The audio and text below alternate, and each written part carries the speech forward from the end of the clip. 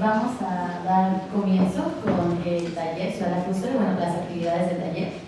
Les damos la más cordial bienvenida y agradecemos su participación en este espacio de diálogo organizado por la Secretaría de Educación, Ciencia, Tecnología e Innovación, SECTE, en el marco del proceso de consulta pública al Plan General de Desarrollo. El objetivo del taller Ciudad Lacustre es identificar los retos que actualmente atravesamos en materia hídrica y recuperar experiencias y conocimientos que promuevan un modelo de gestión local e integral de los ciclos vitales del agua en la Ciudad de México. A través de este taller se pretende fortalecer el diálogo y la cooperación entre la sociedad civil, la comunidad académica y la administración pública para integrar propuestas y soluciones colaborativas que contribuyan a construir una ciudad más justa y resiliente.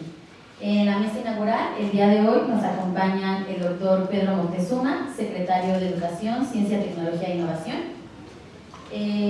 Penélope Montiel, en representación de Humberto Adán Peña, el director general de la Comisión de Recursos Naturales y Desarrollo Rural,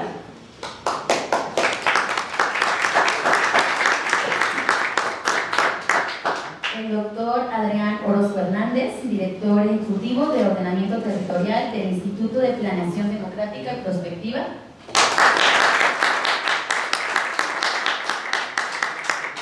y el doctor Ricardo Antonio Tena, profesor de la Escuela Superior de Ingeniería y Arquitectura del Instituto Politécnico Nacional.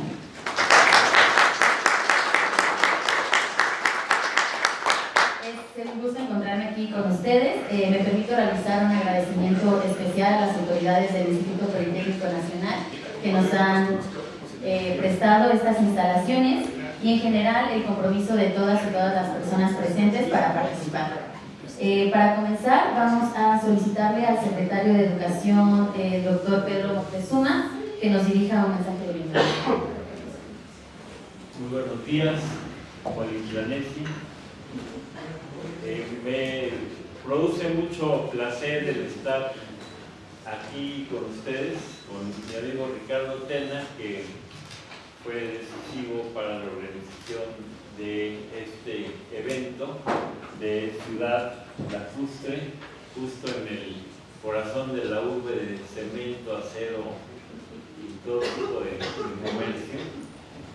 Y es un placer iniciar una reflexión con el Instituto de Planeación, con los responsables de ordenamiento territorial de cara al 2045, porque en la medida en que estamos en una época de incertidumbre, de trompadas toda la mañana y de desconcierto, pues pensar en Ciudad Lacustre parecería ridículo,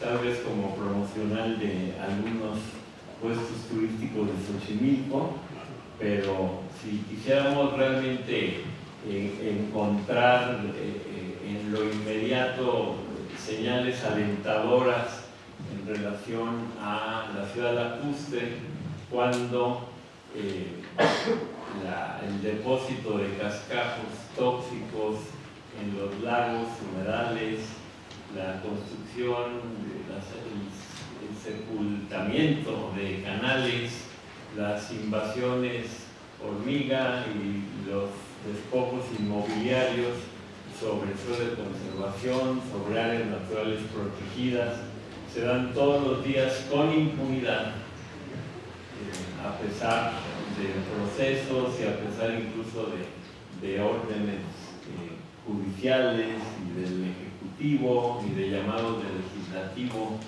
a preservar el medio ambiente, pues la realidad en torno a la situación ambiental de la Ciudad de México nos presenta enormes retos, y por ello pensar a 20 años nos da esta posibilidad de mirar muy alto, de ver a esta cuenca endorreica maravillosa que nos crea las condiciones precisamente para la presencia de cuerpos de agua, para la presencia de bosques, de lagos, que por sí mismos reclaman sus espacios, sus tiempos, y si no, reflexionemos lo que pasó el año pasado con las inundaciones históricas que se dieron, y entonces pensar a 20 años invita a entrarle a fondo, desde luego, desde hoy, a cuestionar el fatalismo, cuestionar la idea de que la urbanización industrial tipo siglo XX nos condena a repetir tendencias y nos invita a una visión prospectiva para iniciar la transformación desde el Plan General de Desarrollo de la Ciudad de México 2025-2045.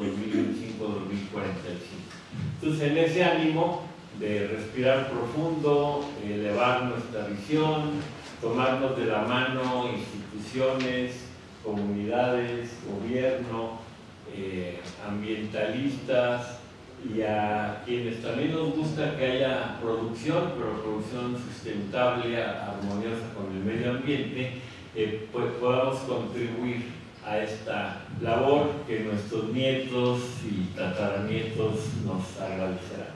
Entonces los invito a ser audaces, a pensar fino, desde luego tomar propuestas que no dejen de ver estas realidades que acabo de mencionar y la necesidad de desmontarlas y presentar algo digno del Plan General de Desarrollo de nuestra ciudad, que, como dice el lema, busca ser una ciudad transformadora. En otros rincones del mundo hay regresiones fuertes, pero se está dando un fenómeno mundial en donde algunas metrópolis, y pudiera yo decir las principales metrópolis como Nueva York, Roma, París, Barcelona, Ciudad de México, estamos buscando un modelo de organización ambiental, territorial diferente. Entonces les doy la bienvenida y a trabajar. Muchas gracias.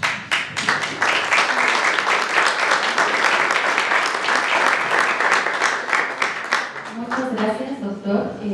Seguiremos con la participación de Penélope Montiel, que viene en representación de Humberto Dampeña. Por favor, Penélope. Buenos días a todas y todos. Muchísimas gracias a los organizadores, doctor Pedro Moctezuma. Siempre es un gusto verlo. La verdad es que años y años que compartir la mesa siempre es un gusto enorme, y sobre todo también con instituciones con las que hemos trabajado de manera continua y que nos hemos estado viendo. Adrián, siempre es un gusto verte. Doctor Ricardo, qué gusto.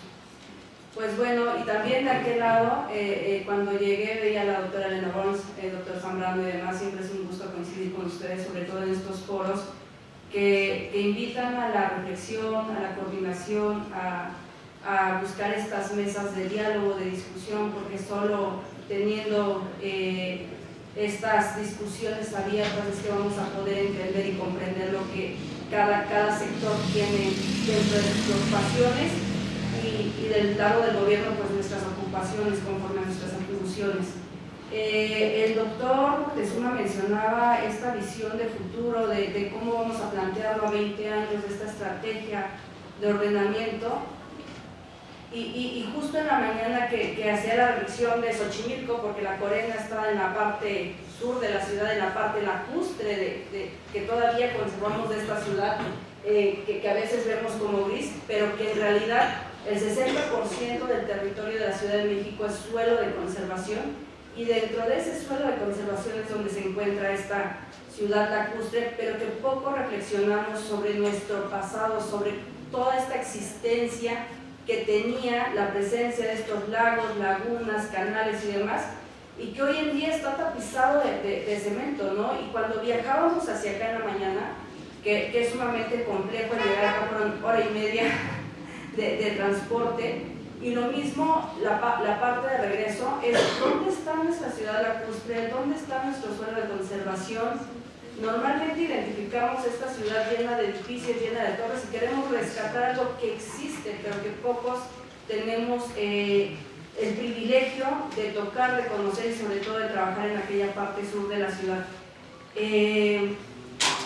En general, seguramente todos ustedes conocen lo que es el suelo de conservación, pero cuando hablamos con la gente que está aquí en la ciudad, la gente que vive el día a día, pocos saben que realmente ese 60% es el que nos provee de servicios ambientales, ¿no? Entonces creo que estos foros son sumamente importantes, pero también el programa de ordenamiento tiene, creo que esa labor, ese reto importantísimo de decir, sí, vamos a manejar vamos a tratar de ordenar, vamos a hacerlo de manera dialogada, vamos a tratar de hacer todo lo mejor que podemos, pero finalmente estamos haciendo este ordenamiento para la gente, para los millones de habitantes que viven en la Ciudad de México, pero esos millones de habitantes deben de conocer cómo está estructurada nuestra ciudad, qué es lo que estamos conservando y hacia dónde queremos que vaya esta ciudad. Entonces creo que uno de los retos importantísimos es darle a conocer a toda esta población qué es lo que estamos protegiendo, qué es lo que estamos haciendo y estos esfuerzos que estamos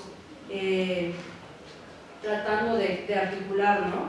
Y justo también cuando llegaba bien la doctora Elena, y le decía, hola doctora, nos conocimos hace años cuando fue la declaratoria de Tlahuajico. Y eso fue la última declaratoria de protección que se hace en el suelo de conservación. Y esos son los trabajos que estamos haciendo.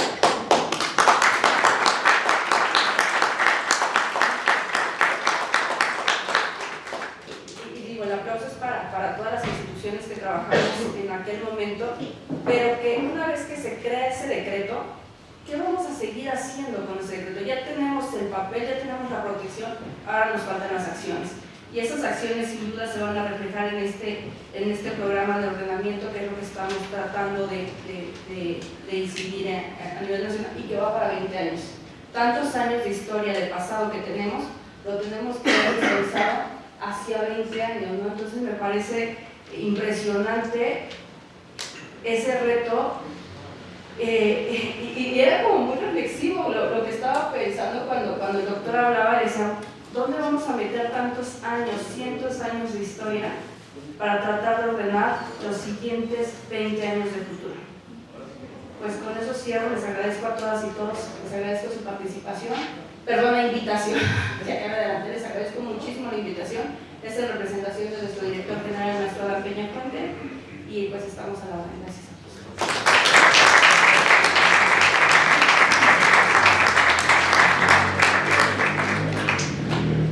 Muchas gracias, Penélope. Vamos a seguir con la participación del doctor Adrián Orozco Hernández, director ejecutivo de Ordenamiento Territorial del Instituto de Planeación Democrática y Prospectiva, quien nos va a apoyar a detallar un poco más de qué va el Plan General de Desarrollo y el proceso de consulta del que ahora formamos parte. Muchas gracias. Hola, ¿qué tal? Buenos días. Pues muchísimas gracias. Muy contentos de estar aquí en el marco de la organización por parte de la Secretaría de Educación en esta hermosa edificación en el Centro Histórico del Politécnico. Gracias. Pues bueno, nos parece que estamos en un momento muy interesante, crucial para el futuro de nuestra ciudad en realidad.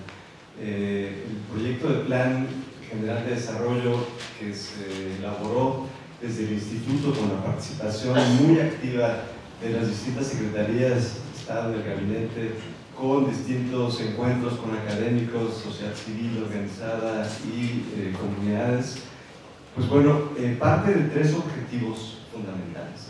Estamos hablando de un retorno a lo público, el fortalecimiento del Estado, del gobierno y de la participación activa de las personas habitantes de la ciudad.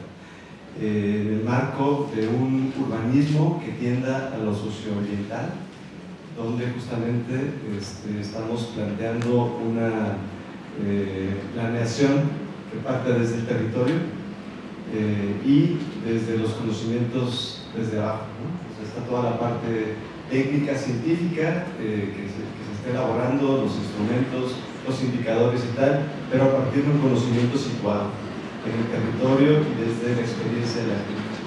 Por eso es tan importante el periodo en que nos encontramos, que es un periodo de consulta y participación. Finalmente, esta visión del organismo social a partir del fortalecimiento de lo público tiene que ver con la consolidación de lo que hemos dado en llamar y se está construyendo, que es la ciudad de los cuidados. La ciudad de los cuidados en términos humanos, en términos demográficos, es una ciudad que está envejeciendo, que en 20 años probablemente vamos a ser en su mayoría adultos mayores, y vamos a necesitar cuidados, como todo uno necesita cuidados desde que nace. La visión es hacia la conformación, hacia la aspiración de lograr esto que también se debe llamar el derecho a la ciudad, el conjunto de derechos todos, pero también el derecho de la ciudad. El derecho de la ciudad a no seguir viviendo a costa de los cuerpos y los ecosistemas de modo irresponsable y sin limitación. Entonces, el plan se contempla bajo una visión de cuenca o de cuencas. Paralelamente al proceso de elaboración de este Plan General de Desarrollo de la Ciudad, se está elaborando el Programa de Ordenamiento de la Zona Metropolitana. Me parece importante mencionarlo porque estamos en convergencia y tratando de alinear los esfuerzos, porque esta ciudad ya no se puede pensar, ya vamos con retraso de décadas, pero ya no se puede seguir pensando sin la dimensión metropolitana. El metro de la Ciudad de México es utilizado, el 40% son personas que vienen del Estado de México, de municipios de la zona conurbada. El agua que tomamos, que usamos, de la que vivimos, en gran medida es de extracción de pozos, que tiene toda una historia a partir de la infiltración del bosque de agua, de conservación, pero también extraemos agua de otras cuencas y desechamos agua hacia otros lugares. Entonces, vivimos una especie de contradicción, paradoja o esquizofrenia en términos de cómo hemos roto nuestra relación con el ámbito natural y con el ciclo hidrológico. Grandes lluvias y estamos en estrés hídrico, ¿no? Entonces, hay una cuestión que reparar, hay una cuestión que rearticular y me parece que estamos en tiempo de hacerlo. El Plan General de Desarrollo, el proyecto de plan que estamos poniendo a consulta para que sea como una especie de documento de provocación, lo articulamos en 22 líneas, muchas de las cuales tienen que ver con cuestiones territoriales y ambientales, particularmente la línea de ciudad habitable, que tiene que ver con lo habitable, más allá de lo medioambiental, ¿no? Como lo habitable como esa aspiración de ciudad de los 15 minutos, lo habitable como una ciudad con una calidad de urbanización, de equipamientos, etcétera, que cumplan las necesidades vitales al tiempo de tener un desarrollo equilibrado. Estamos ya desplazando incluso del lenguaje del plan y del ordenamiento el desarrollo urbano. Creo que creemos que ya el desarrollo urbano tuvo un límite y esta ciudad no puede seguir creciendo en modo extendido. Estamos pensando más bien en el ordenamiento y en la eficiencia de lo que tenemos y cómo vivimos. Esta ciudad sigue expulsando a razón de 25,000 familias al año por cuestiones de costos de vivienda. La ciudad se va vaciando y se va volviendo más ineficiente. Se sigue extendiendo la periferia y la zona metropolitana. Entonces, bueno, hay mucho trabajo que hacer de modo vinculado. El plan realmente creemos que fue algo inédito de cómo se volcaron las distintas secretarías y órganos de la administración para generar un documento que pensamos que lo articulamos de modo sistémico. Esperemos que no sea un documento que se pueda leer una línea aislada de la otra. Lo que estén tejidas, vivienda no puede leerse sin educación y sin agua y sin riesgos, ¿no? Somos una ciudad cruzada por el riesgo, estamos en un eje volcánico en un lado. Entonces, pensamos el PGD como algo cortasariano, un modelo para armar una rayuela, ¿no? Que sea realmente, que se pueda leer cruzado, que sea transversal. Entonces, bueno, en ese sentido estamos muy contentos de la discusión que hoy se dará, de las mesas de trabajo. Vienen compañeros del instituto a integrarse porque estamos muy ávidos del conocimiento, de las ideas que se desprendan de este tipo de mesas. Además de ciudad habitable, que es una de las líneas de las 22, está una línea específicamente sobre suelo de conservación y áreas naturales protegidas, donde habrá que profundizar más en términos de humedales y de la ciudad lacustre. Tenemos también una línea que tiene que ver con agua, con garantizar el derecho humano al agua, y una línea de riesgos, ¿no? Son sobre todo las que tocan muy lo ambiental. Entonces, bueno, muy contentos de estar acá. Recuerden que el Plan General de Desarrollo es como el gran paraguas del que parte el sistema de planeación. Después del plan general, donde tienen que estar dibujadas las problemáticas generales, las formas de abordar, las prioridades, los presupuestos, seguirá el plan de ordenamiento territorial. Estamos desactualizados en esos instrumentos por 30 años. Después del programa de ordenamiento seguirán los planes de alcaldías y los programas de ordenamiento de alcaldía, y después los de barrios y comunidades. Entonces, estamos iniciando un proceso muy largo, al menos todo el año que viene, todo este año, pero que creemos que tenemos una buena inercia, donde vamos a seguir trabajando y planeando esta ciudad que queremos y donde todos nos tenemos que ver reflejados en un proyecto común a 20 años. Bueno, muchas gracias por la invitación.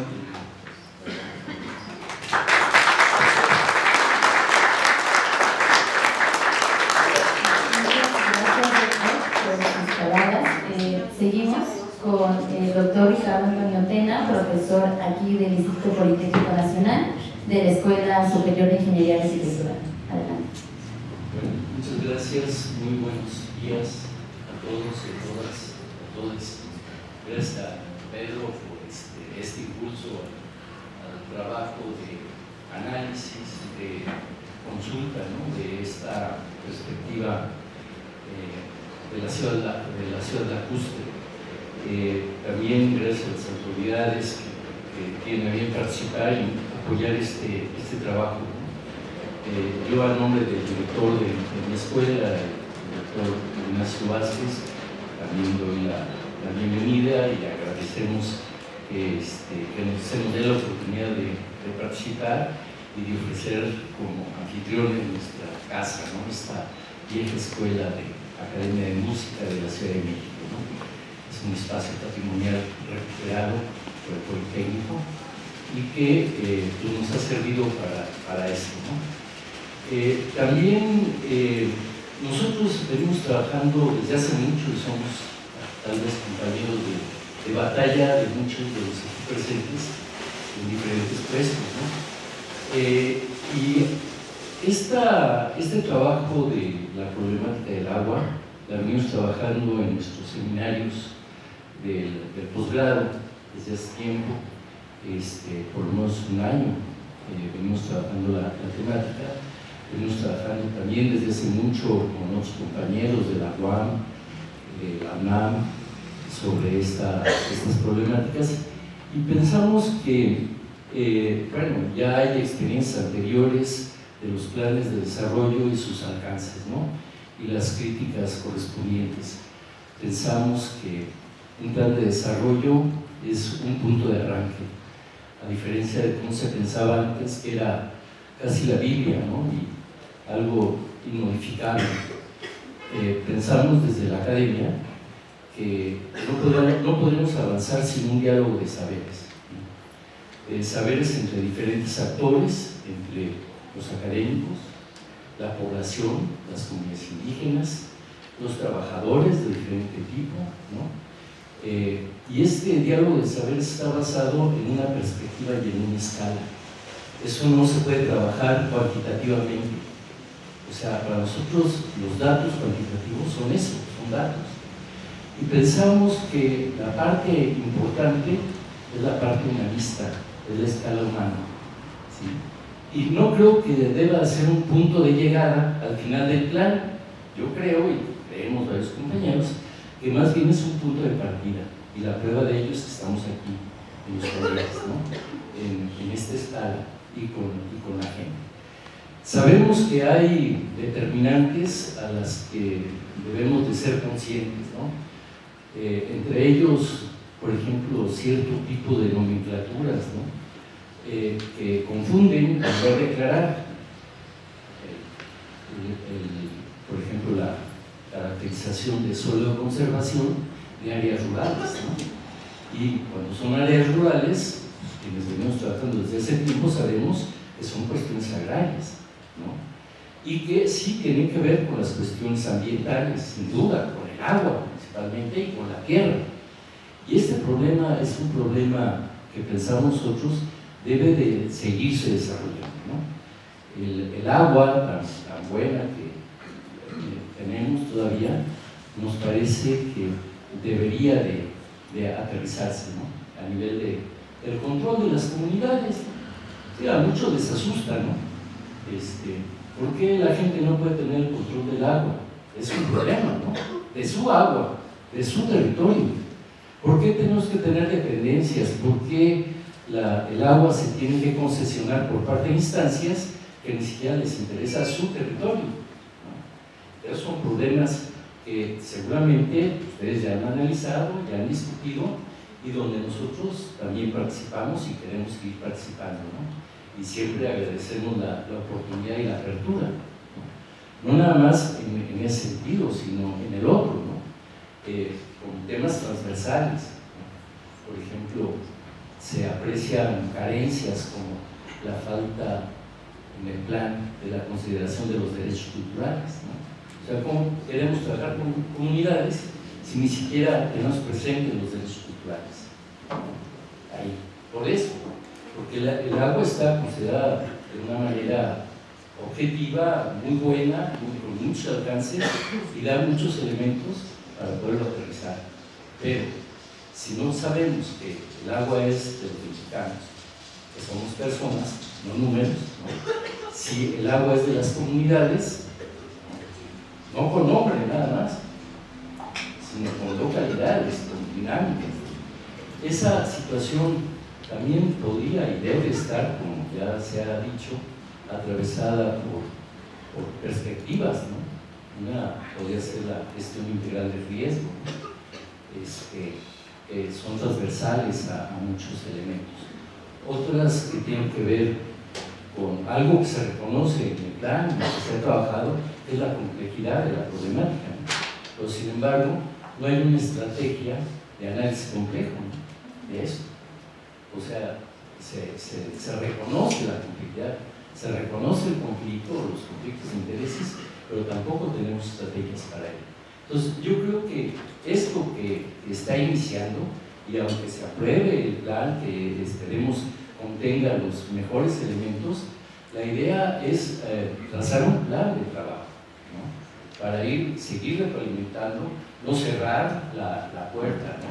Sino dejar en el plan previsto estas complementariedades que seguramente van a continuar, ¿no? Y también considerar que nuestra llamada Ciudad de México, que es una entidad federativa, ¿no? La mitad del territorio justamente es rural, ¿no? Y que en ese sentido tendríamos que establecer esas relaciones campo-ciudad al interior de manera clara, ¿no? Sin el mérito de las cuestiones ambientales, entre otras cosas, ¿no? Yo sé que, bueno, muchos de los compañeros que estamos aquí compartimos muchas cuestiones y otras no, pero es la idea de debatir y de seguir construyendo conjuntamente, ¿no? Y les agradezco reiteradamente la oportunidad que nos dan de recibirlos en nuestra casa y empezar a hacer estos trabajos, como dice Pedro. Vamos adelante. Gracias, bienvenidos.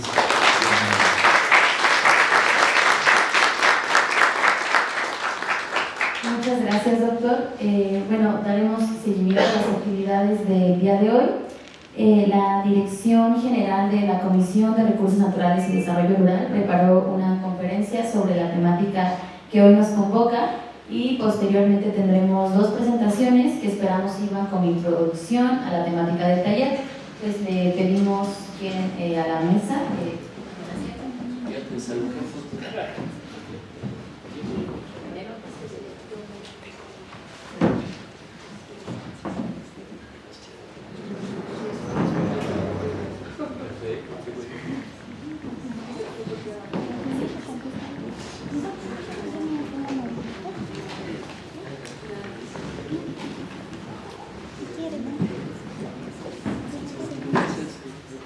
Para vivorear con José Luis. Hola, bienvenido.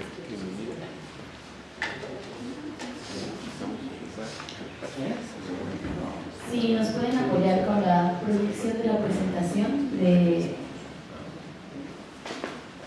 Morena. Bueno, pues muchísimas gracias nuevamente por esta invitación. Y pues vamos a empezar con lo que es la ciudad lacustre. La ciudad lacustre, como la conocemos desde el suelo de conservación, es un sistema de lagos, canales, chinampas que existían en el Valle de México y que existían, pero que existen. Cerca del 80% de algunos embarcaderos todavía están vigentes en la zona de Xochimilco, y actualmente lo que conocemos como ciudad lacustre está integrada en 2 alcaldías: Xochimilco, que son los barrios San Gregorio, Tlajulco y San Luis Tlaxcaltepeque, y también Tláhuac, que es San Juan Ixtayopa, Mixquic y San Nicolás Tetelco. En estas zonas es una zona entretejida entre redes de canales, embarcaderos que sirven actualmente para la producción de algunas hortalizas, y que seguramente si ustedes se dan una vuelta por la zona encontrarán todavía una gran actividad en estos embarcaderos, ¿no? Y que el reto es justamente eso, mantenerlos activos, porque a la medida que sigan haciendo sus tareas de producción, mientras la gente las sigue usando, pues la medida que las usen las van a conservar. La siguiente, por favor. Actualmente la ciudad lacustre es un ecosistema transformado por la actividad humana. Como ustedes saben, esta red de canales fue transformada, entonces estamos hablando de 50, una parte de un patrimonio cultural, una parte histórica que tuvo una transformación, pero que actualmente también requiere del rebombeo de la planta de tratamiento del Cerro de la Estrella, que es la que le aporta la mayor cantidad de agua para que estos canales pues sigan teniendo este flujo de agua como lo conocíamos y como lo conocemos actualmente, ¿no? Esta es una de las plantas de tratamiento que tenemos en la Ciudad de México, que son impresionantes, porque también hace muchísimos años, cerca de un poco más de 10 años que se crearon estas plantas, y que pues actualmente son las que mantienen vivos estos canales, estos embarcaderos. Y en la siguiente diapositiva van a poder ver lo que nosotros identificamos con una poligonal de la zona lacustre, de lo que conocemos actualmente. Insisto, esta red de canales que existía, pues ha quedado cerrada a cerca de 9.000 hectáreas, que es lo que lo conforman actualmente, y que en ella confluyen una serie de reconocimientos, caracterizaciones y demás, como son los decretos, como es el reconocimiento como sitio Ramsar, el reconocimiento como patrimonio cultural de la humanidad y demás, y que esta red canalera tiene cerca de 650 kilómetros y una superficie de 668 hectáreas de cuerpos de agua. Y básicamente a mis espaldas pueden observar este mapa, que es lo que nosotros delimitamos como ciudad lacustre. Bueno, sí, está en la anterior, bueno, que es lo mismo, nada más que aquí estamos evidenciando un poco más lo que es la cuestión de la biodiversidad. Ustedes se preguntarán, pues, cuál es la importancia a nivel, bueno, no se preguntarán, seguramente lo saben, la importancia a nivel de biodiversidad y de conservación y de servicios ambientales que se mantienen en esta superficie de cerca de 9.000 hectáreas. Y pues bueno, en esta área encontramos 116 aves, de ellas 92 son especies migratorias acuáticas. Identificamos 5 plantas, 11 artrópodos, 5 peces, 4 mamíferos y 18 reptiles. Pero sí quiero hacer como muchísimo énfasis en que esta información es la que tenemos de manera histórica con los monitoreos y demás. Seguramente si hacemos un análisis muchísimo más exhaustivo vamos a encontrar muchísimo más especies de las que tenemos reportadas actualmente. Pero además, como lo mencionaba anteriormente, esta red canalera cumple una función muy importante que tiene que ver con la producción en la zona, que está sobre todo enfocada a cultivos de flores y también de algunas hortalizas. Justo en esta temporada, ustedes se acercan, es un lugar de colores. Ahorita por el 14 de febrero están los tulipanes, pero si van el Día de Muertos van a encontrar todo amarillo lleno de cempasúchil, y en Navidad pues todo lleno de los diferentes colores de las Nochebuenas, ¿no? Y además ofrecen diferentes servicios ambientales, como puede ser la captura de carbono, el tema de la infiltración, la captación de agua y demás. Pero regresando a los números de biodiversidad, en la Ciudad de México se tienen reportadas cerca de 3.000 y cachito de especies. En este espacio de 9.000 hectáreas encontramos, en un estimado bastante conservador, cerca de 150 especies. Es decir, estamos hablando del 5% de la biodiversidad que se encuentra en toda la ciudad, la tenemos concentrada aquí en este espacio que nosotros le llamamos Ciudad Lacustre. Es decir, 9.000 hectáreas deben de ser conservadas porque ahí encontramos el 5% de la biodiversidad representada de toda la Ciudad de México. Y es por eso que esta zona tiene, la siguiente por favor, tiene diferentes decretos, declaratorios e instrumentos que a lo largo de varios años ha ido conservándose. Uno de los primeros que encontramos es el decreto por el que se crea la zona de monumentos históricos de Xochimilco, Tláhuac y Milpalta.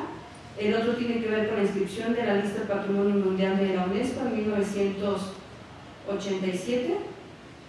En 1992 se da uno de los primeros decretos que tiene que ver con el área natural protegida de los ejidos de Xochimilco, San Gregorio, Acapulco.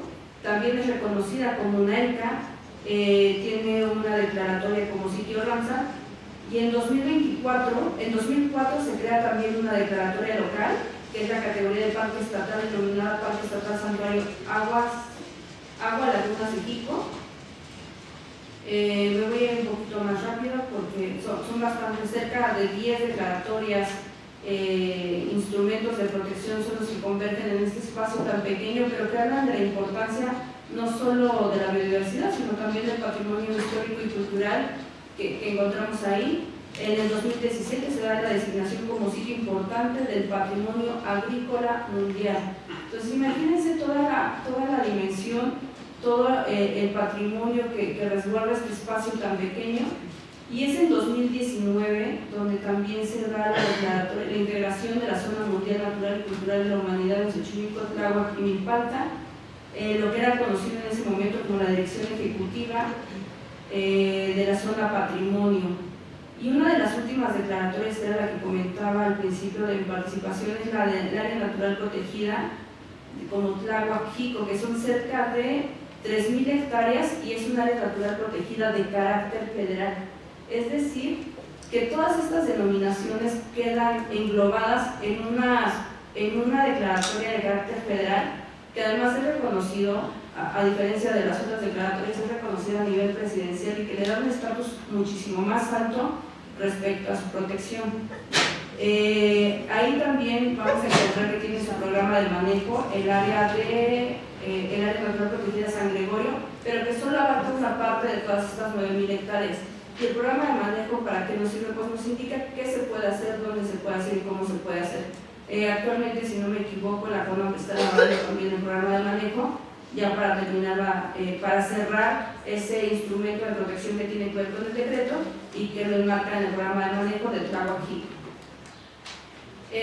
Y todos estos son los diferentes panoramas y diferentes características y cuáles son las razones por las que tendríamos que conservarlo.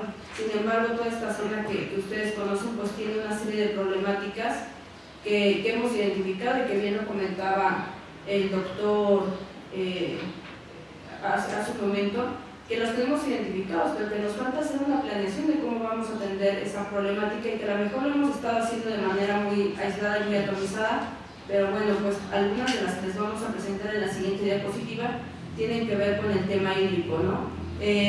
Como les decía, todavía esta red hídrica que antes era natural, que era independiente, pues actualmente requiere del rebombeo de la planta del Cerro de la Estrella y por lo tanto tiene un abastecimiento limitado y una calidad deficiente respecto a las características que debería de tener, y por lo tanto también hay una problemática muy amplia que tiene que ver con las inundaciones, ¿no? La segunda tiene que ver con el tema productivo. ¿Cómo hacemos para reactivar la producción que actualmente se lleva a cabo ahí y que tiene que ver mucho con el abandono de estos espacios y que nuestros productores pueden seguir produciendo, pero si no tienen un espacio donde llevar esa producción, pues poco se puede hacer con todo lo que se produce. La otra tiene que ver con el tema ecológico, deterioro del hábitat, pérdida de funcionalidad ecológica, pérdida de conectividad. Cada vez estos canales se ven reducidos, se van cerrando y ya pierden esa conectividad que antes tenían. El cuarto, creo que forma parte fundamental de esta mesa que tenemos aquí, es el tema del uso del suelo, los asentamientos humanos irregulares.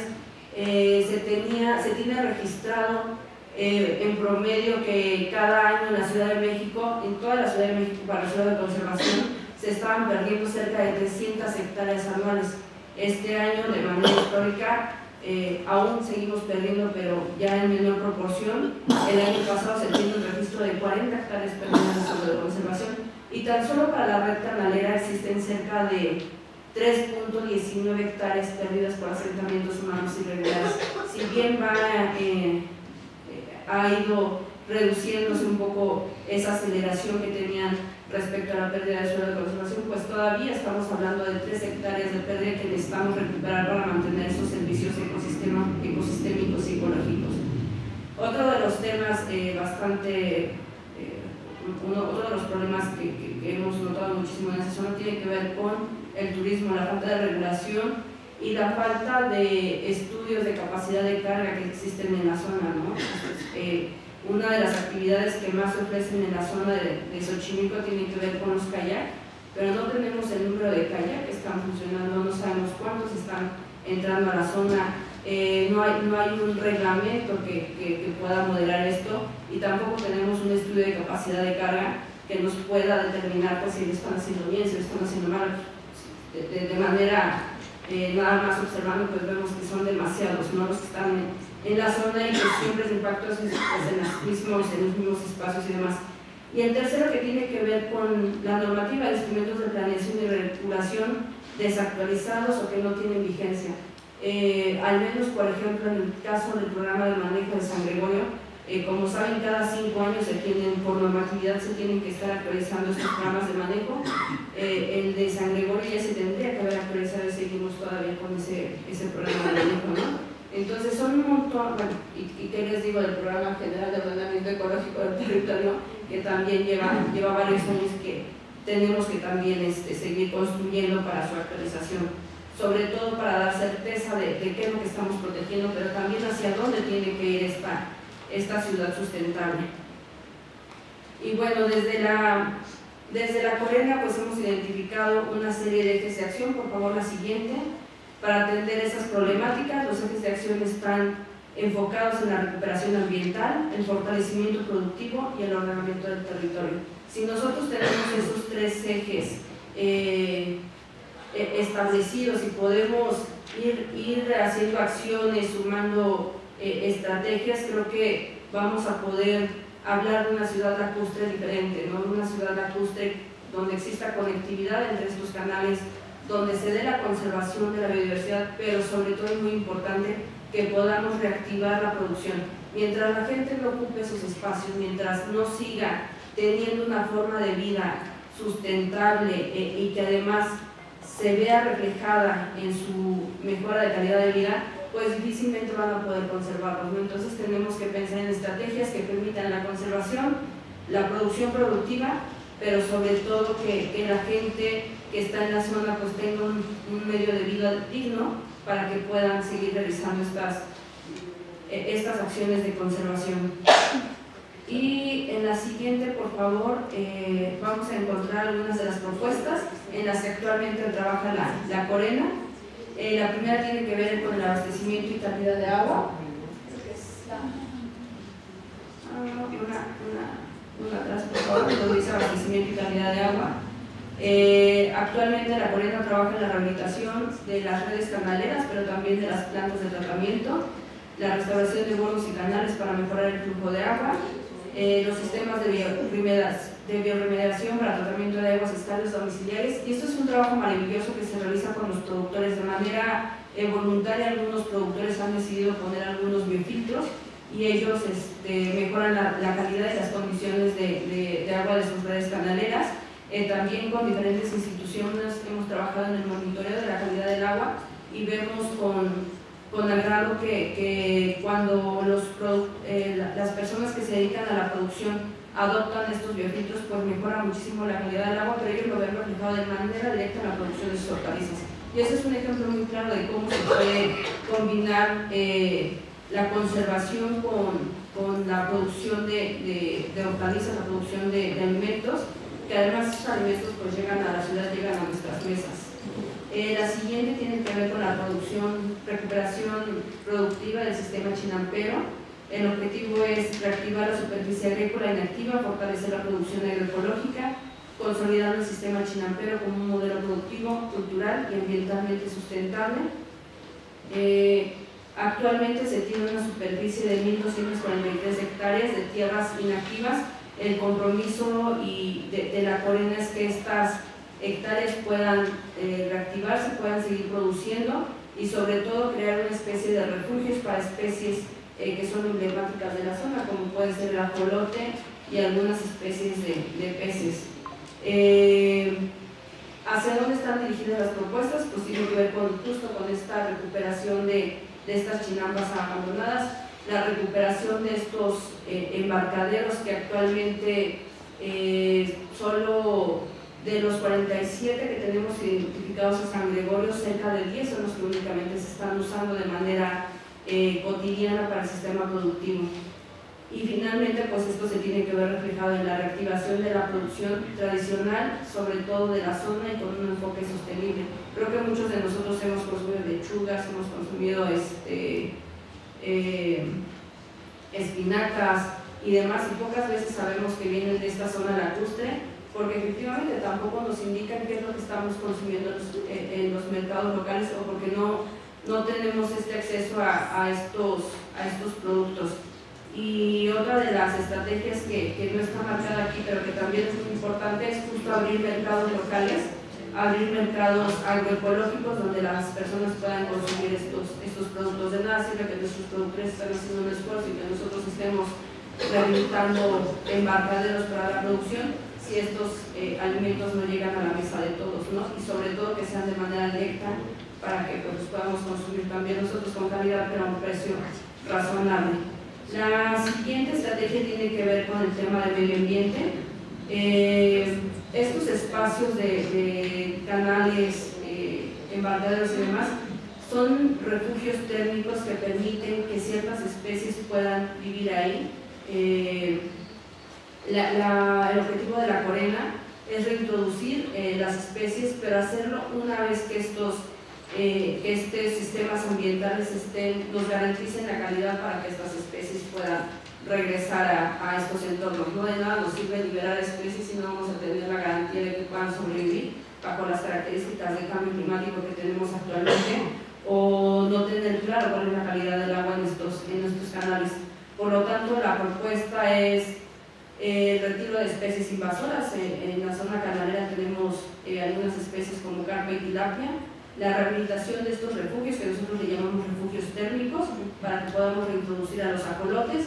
El manejo del lirio, que también es una especie invasora y que genera problemas ahí con el tema de la autorización y también para el tema de que ingrese luz al sistema. Y también tener un programa ambicioso de reproducción de ajolote, siempre y cuando tengamos espacios donde podamos liberarlos, y es a lo que nosotros le llamamos estos refugios bioculturales.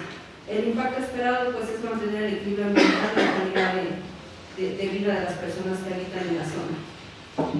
La tercera, y creo que es la que más nos preocupa y la que tiene que ver muchísimo con el impacto que les comentaba, es el cambio de uso del suelo, y ya les daba algunos de los números que tenemos actualmente en la zona. Finalmente, actualmente llevamos a cabo el monitoreo de puntos de crecimiento. Ya lo ha comentado nuestro director general, nuestra secretaria, y de manera particular la jefa de gobierno, con el tema del cerco satelital, que es un cerco que de manera semanal se hace un recorrido hemos comprado imágenes satelitales y hacemos un geoprocesamiento, de tal manera que podemos identificar semana a semana cuáles son los puntos de crecimiento, y la estrategia de la Corena pues es frenar estos procesos, sobre todo cuando están iniciando, ¿no? Eso es lo que nosotros le llamamos cerco satelital, y que de manera muy puntual nos refleja semana a semana dónde están estos puntos de crecimiento. El siguiente tiene que ver con procesos de ordenamiento participativo. La gente ya está ahí, hay algunas construcciones que tienen más de 20 años, que incluso fueron previas al Programa General de Ordenamiento, y pues son construcciones sumamente consolidadas de muchos años. Ahí la propuesta que tiene la Corena es establecer acuerdos comunitarios de cero crecimiento.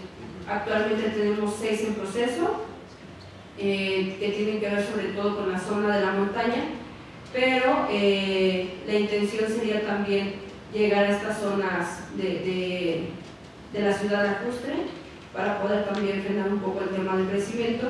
Y es que las propias comunidades tienen que ser los vigilantes y quienes mantengan ese límite de crecimiento que ya existe actualmente, ¿no? Y esto se lleva a cabo con acciones de vigilancia ambiental y en algún momento pues tendrá que llevarse a cabo con la regularización de estos asentamientos humanos irregulares. En la zona lacustre existen 8 asentamientos que son muchísimo antes del Programa General de Ordenamiento y son los que ya están en proceso de su regularización. Y finalmente, el que tiene que ver con la siguiente diapositiva, que es el ordenamiento turístico, que la propuesta es regular de manera regular el crecimiento turístico, pero siempre con estos análisis de capacidad de carga para saber pues, hacia dónde tiene cuáles son los límites que tenemos en estas zonas. Se busca la certificación ambiental para trajineras, el sistema de recolección de basura en puntos estratégicos, creo que no es basura, debería ser de residuos, y también una de las estrategias que ha funcionado y que el año pasado fue bastante innovadora y que acercó muchísimo a la gente a conocer esta zona lacustre, tiene que ver con las rutas agroturísticas. Les decíamos que la zona Chinampero, la zona San Gregorio y San Eustaquio del Marco es muy conocida por su producción de planta. El año pasado se logró que la producción total de las flores en cempasúchil que se cultiva en la zona de San Gregorio se vendiera en su totalidad. Y lo mismo pasó con la flor de Nochebuena. En otros años llegaba el mes de diciembre y se quedaba, solo se vendía cerca del 70% de la producción de planta y el otro 30% pues ya se quedaba y los productores pues tenían una pérdida respecto a las ganancias al no poder vender la totalidad de la planta. Este año se logró el 100% de la producción y detectamos incluso que la gente, los chinamperos compraron planta de morenos para poder surtir este mercado que teníamos, ¿no? Normalmente si ustedes visitan la zona de San Gregorio, en diciembre está todo teñido de rojo. Era 24 de diciembre y nosotros que vivimos, a un lado digo vivimos porque trabajamos casi 24/7 en Corena, ya no pudimos comprar planta porque afortunadamente se había acabado toda, ¿no? Entonces estas estrategias son las que pueden ayudar a que la gente siga produciendo, a que siga viviendo de manera tradicional, a que siga haciendo las labores para las que les gustan y que además les generan recursos económicos y que mantengan estas zonas como las conocemos, no nada más es pedirles que mantengan las zonas, sino que también tengan un modo de vida digno. Y estas estrategias agroturísticas han sido una buena estrategia que a la gente le ha gustado muchísimo y que se ve reflejada en números, 100% de las ventas, tanto de cempasúchil como de flor de Nochebuena. Y pues bueno, estas son las estrategias que se trabajan desde la Corena de manera muy general y pues cualquier duda, comentario, quedamos a la boca. Muchísimas gracias.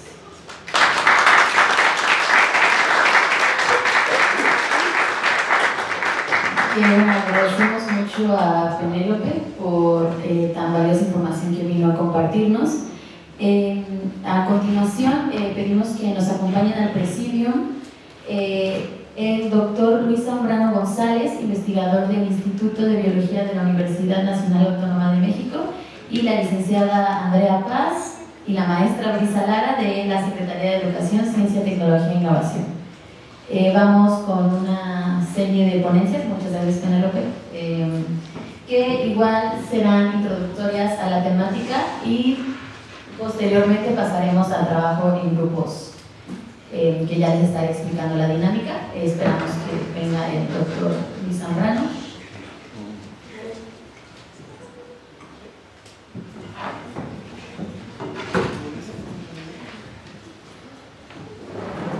Las y los ponentes contarán con 10 minutos para su exposición y daremos inicio con la participación del doctor Zambrano. Voy a leer una breve semblanza. Él es biólogo y doctor por parte de la UNAM, ha trabajado en temas de ecología urbana y restauración ecológica. En ese sentido, ha publicado artículos científicos sobre la resiliencia hídrica en la Ciudad de México y la restauración de Xochimilco. Da clases en las facultades de Ciencias y Arquitecturas y es miembro del Sistema Nacional de Investigadores y la Academia Mexicana de Ciencias. Bienvenido, doctor.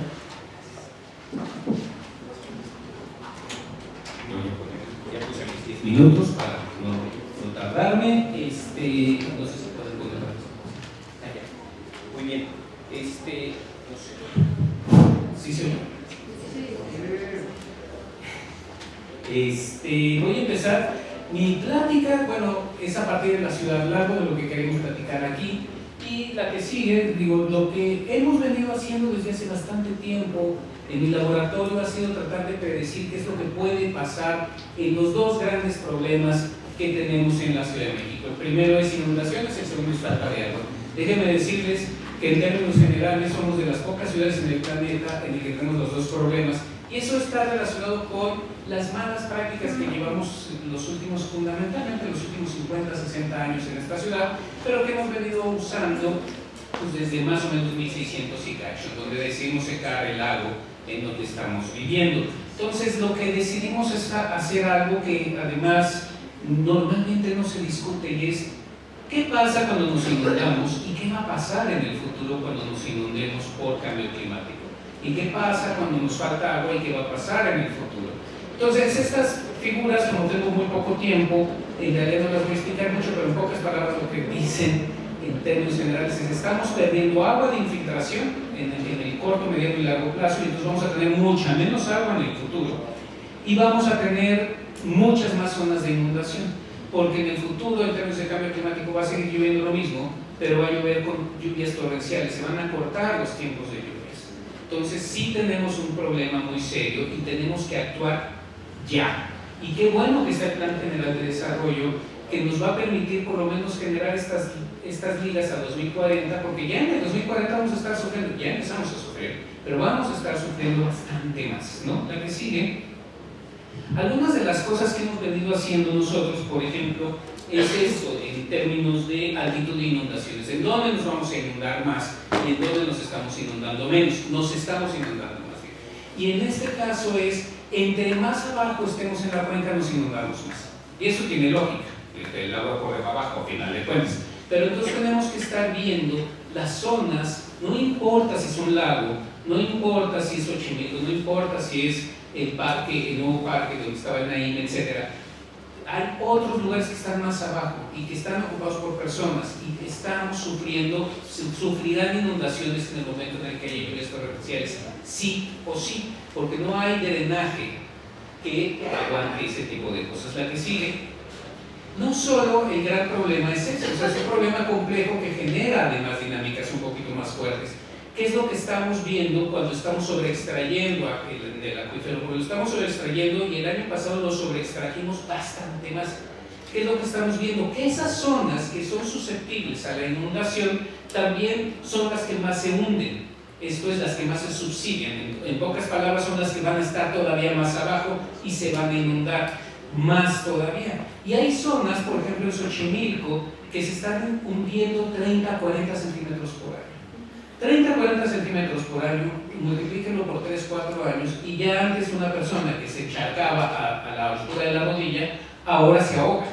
Entonces sí tenemos un problema muy serio en el mal manejo que hemos tenido sobre este valle en los últimos, fundamentalmente en los últimos 50, 60 años, por la forma en la que hemos venido urbanizando la zona, ¿no? Y que vamos a afrontar un futuro bastante poco resiliente y bastante poco sostenible a cómo vamos si seguimos como seguimos. Por eso la importancia de este Plan General de Desarrollo y del próximo Programa de Ordenamiento Territorial, ¿no? Ahora, la que sigue, de hecho es una figura de la doctora Elena Borges en su libro Repensar la Cuenca, que a mí me encanta y la uso por todos lados. Les recomiendo ese libro, y porque de entrada está esta imagen tan bien hecha y estructurada de lo que es los números de dónde viene el agua y a dónde va el agua. Si se fijan, no es nada sencillo. Tenemos el acuífero en la parte de abajo, pero hay un pedazo muy grande que se evapotranspira. Si llueve 10 veces más de lo que usamos todos los años. Sin embargo, se evapotranspira bastante. Entonces tampoco podemos usar todo el agua. ¿A dónde baja? ¿A dónde se llena el acuífero? cuál es el que corre, cuál es la que estamos mal utilizando, etcétera. Es una imagen muy interesante. Los números que tiene ahí van cambiando y no son exactos porque van cambiando conforme va pasando el año. Este año, por ejemplo, recibimos mucho más en términos proporcionales del sistema Lerma Cutzamala que los años pasados, en donde, si se acuerdan, hasta le llamábamos el día cero de Lerma Cutzamala. Y ese año es evidente que sobreexplotamos mucho más el acuífero y es evidente que además se hundió bastante más la ciudad, ¿no? La que sigue, pero eso no, le quiero aumentar un pedazo la complejidad, porque esto no es así de sencillo como la imagen pasada, que ya de por sí es compleja. También tenemos un gran problema en la cantidad de acuíferos que tenemos abajo. No es solo un acuífero, son varios acuíferos. Este es un pequeño estudio del acuífero Somero. El acuífero Somero está fundamentalmente en el sur de la Ciudad de México y está relacionado por la lava que generó el Xitle, fundamentalmente. El Xitle, que es el que llenó de piedras todo el sur de la ciudad, en particular Ciudad Universitaria. Yo como trabajo y prácticamente vivo ahí, pues nos interesa saber, entendemos el acuífero Somero como un acuífero que además se comporta muy de manera diferente y tiene contacto con lo que le llamamos el acuífero principal, que es de donde sacamos fundamentalmente el agua. Entonces, tratar de entender esto de que el acuífero no es una esponja en la cual metemos un popote y entonces ahí se cae toda el agua, no es tan así. Tenemos que generar estudios un poquito más profundos para ver cuánto estamos sobreextrayendo, cuánta agua nos queda. Hay geomorfólogos que nos dicen que no tenemos mucha más, o sea, 10 años, 15 años de agua del acuífero principal, lo cual llama a la urgencia de, si es cierto, llama mucho a la urgencia. Si es un cálculo muy exagerado, de todas maneras llama a la urgencia que tenemos que hacer algo al respecto. La que sigue, ¿qué es lo que podemos hacer? Y me quedan 3 minutos. ¿Qué es lo que podemos hacer? Bueno, esto es los objetivos del desarrollo sostenible organizados por el centro, el Centro de Resiliencia de Estocolmo. Y dijeron, vamos a usar los objetivos del desarrollo sostenible y los vamos a ordenar.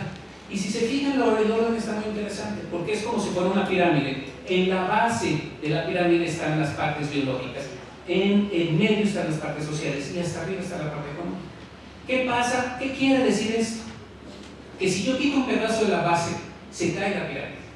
Y entonces necesito primero trabajar sobre la base, que es la parte de la naturaleza, del ecosistema, en este caso el Valle de México, para poder tener luego la segunda parte, que es la segunda parte importante, que es la parte social, para poder tener buenas interacciones y calidad de vida de la gente, para que luego se pueda hacer buena economía. No quiere decir que la economía no sea importante, pero la economía está hasta arriba. Si quitamos un pedazo de la economía, la parte de abajo no se cae, pero si quitamos la parte de abajo, sí se cae.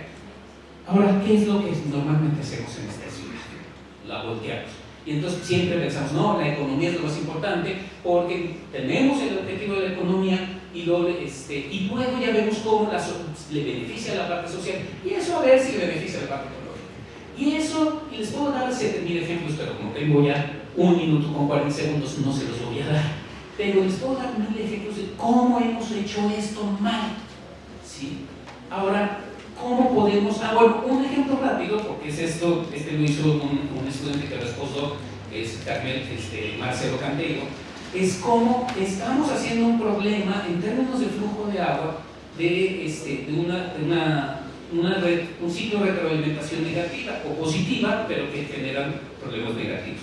Y el primero es la falta de planificación y que la gente se establezca donde sea y que extraiga lo que sea de agua. Eso reduce la infiltración, falta agua, hay una sobreexplotación de los acuíferos, hay hundimientos y grietas, eso genera inundaciones y eso hace que la gente corra hacia todos lados y entonces vuelva a haber más falta de planificación y gestión del agua. Entonces tenemos este círculo, este es uno de los grandes problemas. Si lo planteamos desde una perspectiva económica única y exclusivamente, que es el motor, no va a funcionar. Tenemos que volver a la que sigue, a esto. ¿Y cómo le hacemos para volver a esto? Y les voy a decir un ejemplo en 30 segundos que es más o menos lo que Penélope habló un poco hace ratito de la Coreana. Estamos tratando de trabajar en conjunto justamente para potenciar esto. Cuando trabajamos en Xochimilco nos dimos cuenta de que existe un grupo de personas dentro de los chinamperos que dicen, a mí me interesa trabajar, pero lo que más me interesa es por un lado la producción, pero por otro la conservación. Y entonces llamamos esto el modelo Chinampa Refugio, donde un chinampero dice, yo quiero producir, pero no quiero usar fertilizantes y pesticidas, que eso es mucho de lo que se hizo al final de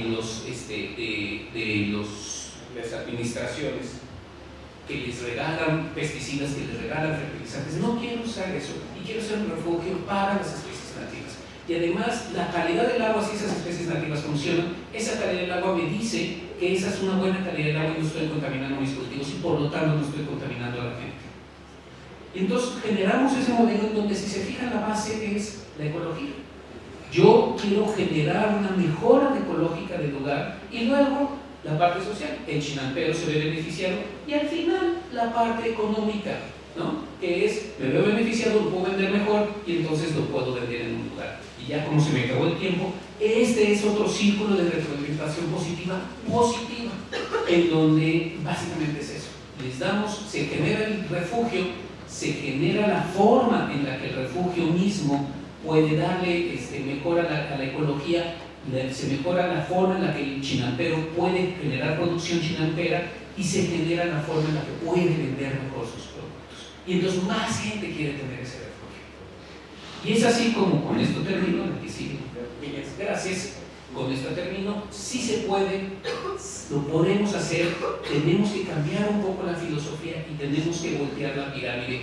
Y nada más termino con agradeciendo al Poli, me encanta venir a trabajar y a platicar con la gente del Poli, es más, hasta me puse mi chamarra linda, mi camisa linda para platicar en distintas áreas, y el Poli es uno de esos lugares en los que nos ayuda muchísimo a generar esta interacción Poli-UNAM y UAM.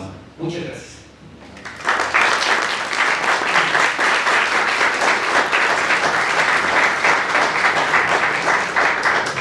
Muchas gracias, doctor, por su presentación tan completa y su capacidad de síntesis.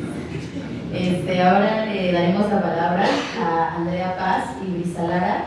Andrea es licenciada en Sociología por la Facultad de Ciencias Políticas y Sociales de la UNAM y actualmente coordina la red de ECOS de la CETEC. Y Brisa es maestra en Estudios Regionales por el Instituto Mora y actualmente labora en el área de análisis territorial de la Secretaría. Adelante. Bueno, antes que nada, ¿a qué nos referimos cuando hablamos de una ciudad lacustre? Hay que destacar que la Ciudad de México es una cuenca endorreica, es decir, que no hay salida natural de ríos o cuerpos de agua, lo que significa que todo el agua de lluvia que cae se queda dentro de la cuenca, ¿no? Además de que es una cuenca en la cual la infiltración hacia el suelo se hace de manera lenta.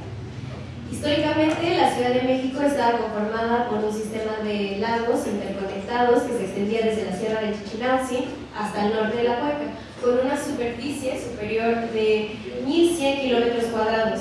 En este sentido, lagos como el lago de Texcoco, de Chalco, de Xochimilco, se unían durante la temporada de lluvias, formando un solo lago que permitió el desarrollo de la vida lacustre y agrícola chinampera.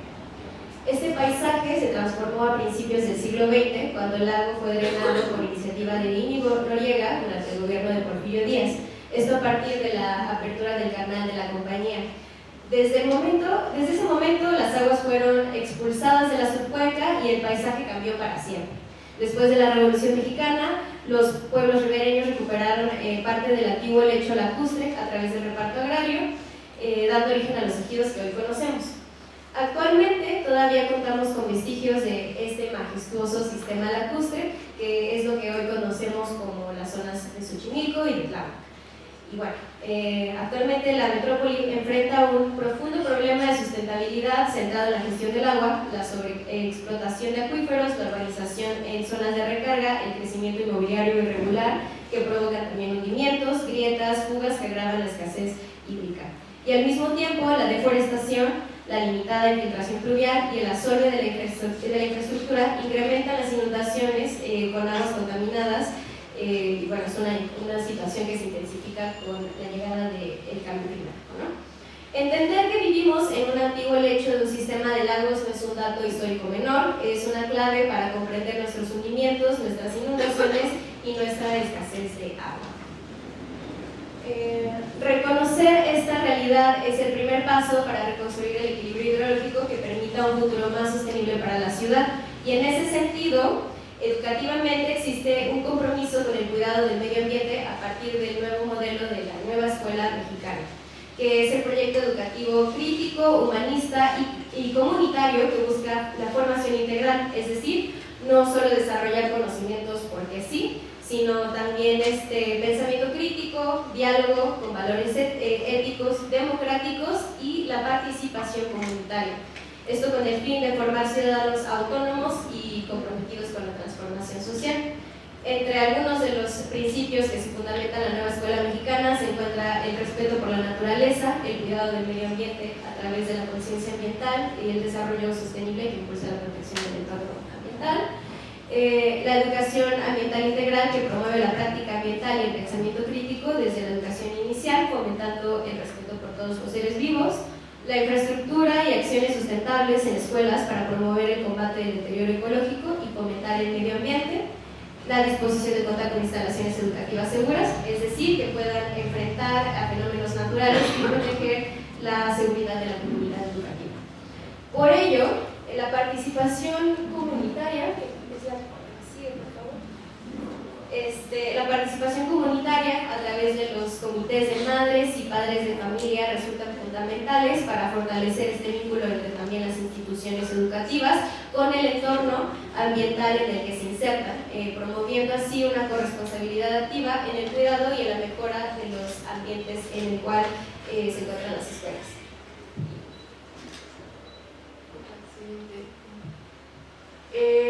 Y bueno, para poder concretar toda esta propuesta de vínculo de una ciudad lacustre con un modelo educativo en el marco de la nueva escuela mexicana, la SECTEI hemos ahí dialogado en qué estrategias se pueden desarrollar para tener este vínculo orgánico y que supere, digamos, esta idea como muy, a veces ya como superficial de decir, pues el cuidado del medio ambiente, ¿no? Y entonces, sí el cuidado del medio ambiente, pero profundizar en ese elemento en los entornos escolares. Para eso, primero tomamos las bases de la nueva escuela mexicana. En cuanto a la Ciudad de México, reconocemos que existe un entorno hídrico en general, es decir, no solamente se reconoce la parte de los lagos y el entorno lacustre, sino también todo el resto de la biodiversidad de la Ciudad de México relacionado al agua, que también son los escurrimientos, los ríos perennes, los ríos que son en un tiempo en el año, que todavía tenemos, ¿no?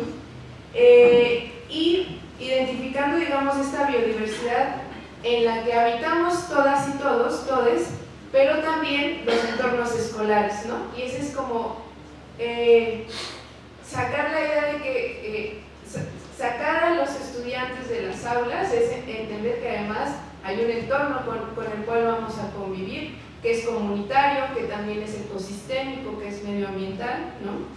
Y en ese sentido se identifica pues la biodiversidad de los entornos escolares desde un enfoque comunitario, atendiendo, insisto, las bases de la NEM. Y esto permite a los estudiantes y a las madres, padres de familia reconocer la complejidad de los ecosistemas que habitamos, ¿no?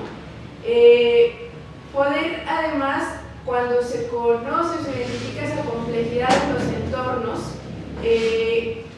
poder desarrollar una identidad con ese entorno que habitamos y por consiguiente asumir una responsabilidad de cuidado con el entorno que habitamos, ¿no?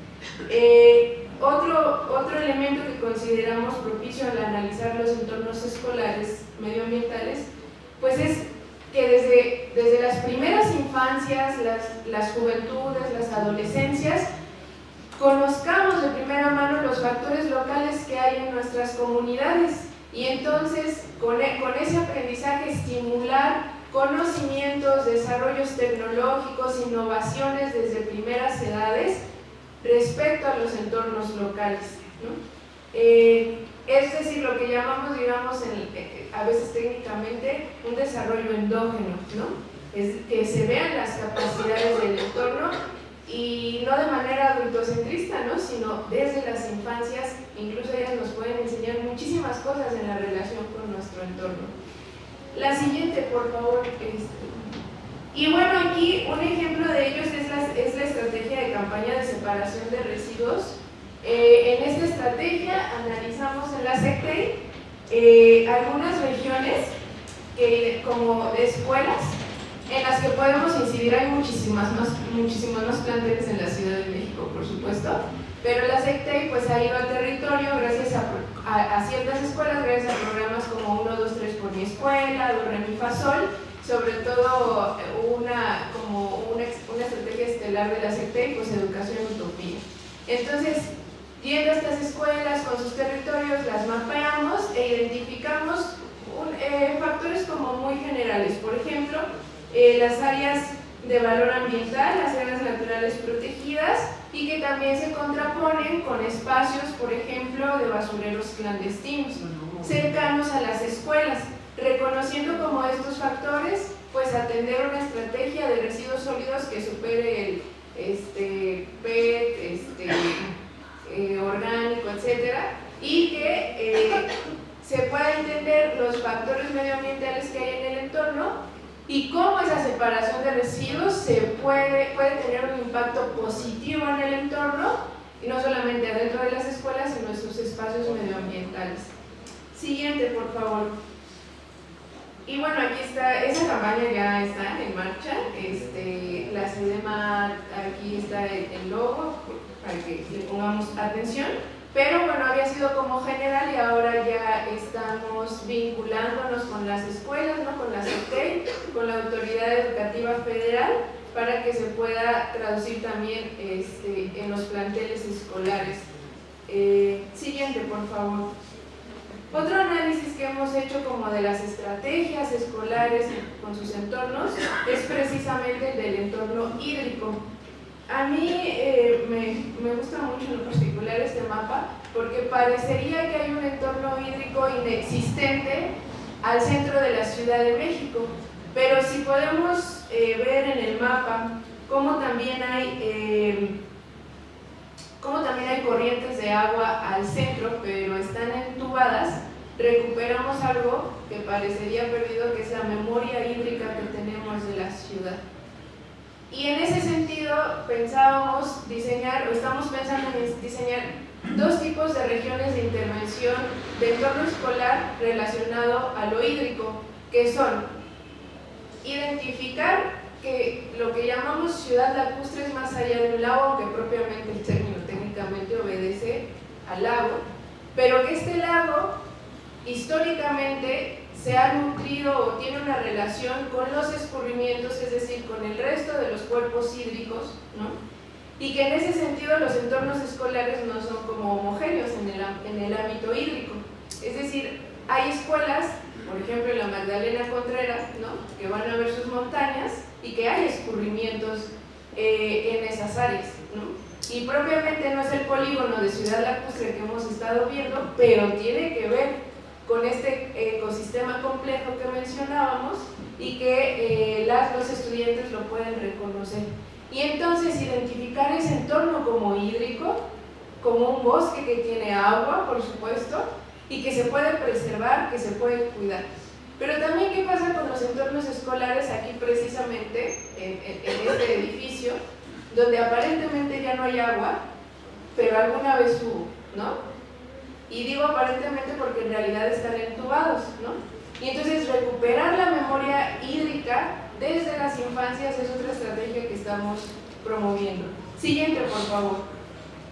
Ya nada más para mencionar aquí, pues ustedes lo conocen, ¿no? Tenemos no solamente la parte del lago, que esa es la que más hemos hablado, muy hermosa, también tenemos los ríos en los dinamos, por ejemplo, ¿no? Pero también tenemos los ríos de Viaducto, Río de la Piedad, pero entubados, ¿no? Con aguas negras también, ¿no? Pero que llaman a la memoria lacustre. Siguiente, por favor, ya nada más para finalizar la parte que me ha tocado. Y bueno, ya hemos impulsado ciertas acciones, por ejemplo, este es con Educación Utopía, unas cartografías sociales con las infancias, donde ellos dibujan su entorno e identifican alrededor de las escuelas cuáles son sus lugares de preocupación prioritarios, y siempre el árbol, el parquecito, algo que alude al entorno ecosistémico ambiental es algo importante para las infancias, ¿no? Entonces, ahí hay algo fuerte para promover pues la idea de nuestra ciudad lacustre, hídrica, con bosques, ¿no? Que nos quieren hacer ver que ya no existen, pero que sí están y que podemos incentivar esa semilla desde las escuelas. Y bueno, siguiente por favor. Y bueno, ya como conclusión, como reflexión, pues tenemos que conocer el entorno ambiental en cada una de las escuelas para poder incidir en ellas, ver a las escuelas no solo como una instancia o una institución de 4 paredes, sino también vincularla con el entorno en el cual se encuentran, generar también a partir de los comités de madres y padres de familia, fortalecer también ese vínculo con el ecosistema, también de comunidad, impulsando la participación activa, ¿no? Y bueno, en el marco también de la nueva escuela mexicana, es fundamental integrar la comunidad pues de la cultura, ¿no? Y del medio ambiente y de los saberes locales también dentro de las escuelas. Y creo que ya eso sería. Muchas gracias.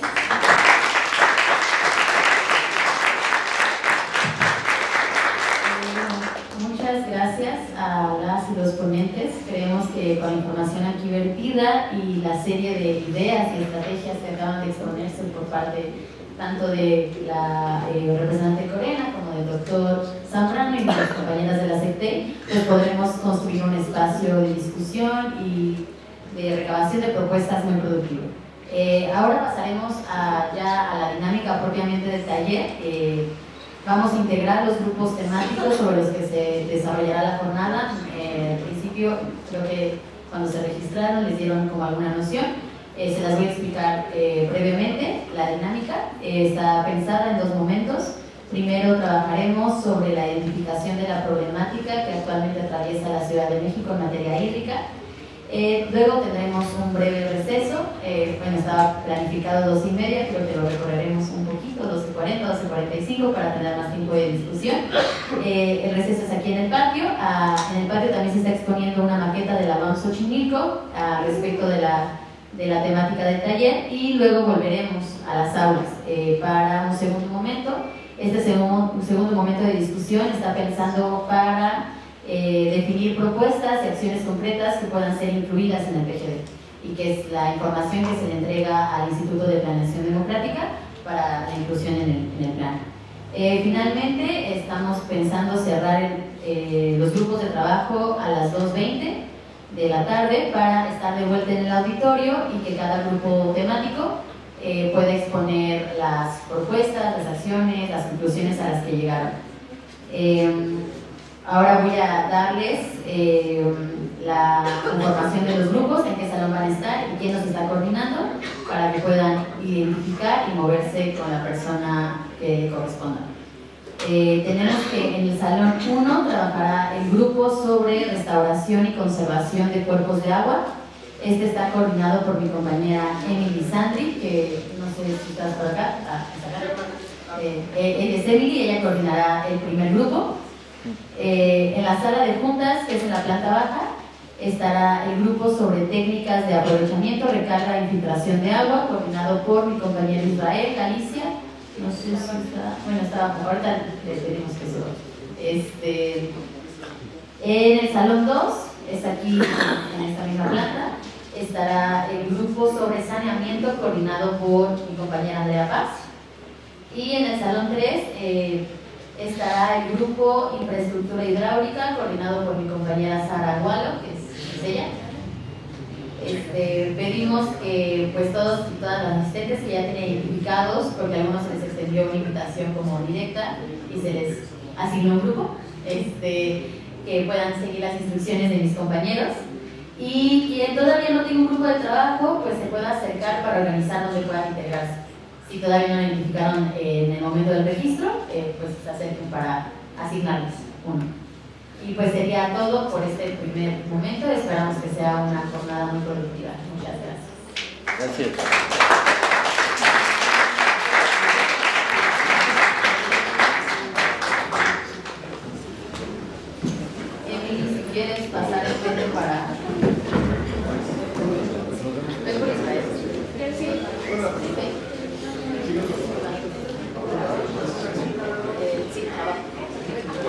Sí, es